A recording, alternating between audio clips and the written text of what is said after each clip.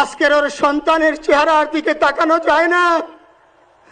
আজকের আমার মা প্রায় পাগল হয়ে যাচ্ছে, জ্ঞান হারিয়ে ফেলছে।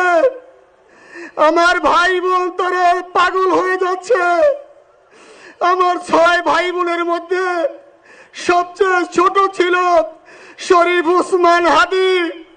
আজকের তার লাশ আমার কাঁধে বহন করতে হচ্ছে। আজকের আপনাদের কাছে আমার কোনো দাবি নাই, শুধু একটি দাবি। 7 থেকে 8 দিন হয়ে গেল দিবালোকে প্রকাশ্যে রাজধানী ঢাকায় জুমার নামাজের পরে খুনি প্রকাশ্যে গুলি করে যদি পার পেয়ে যায়, এর চেয়ে লজ্জার আমাদের আর কিছু নাই।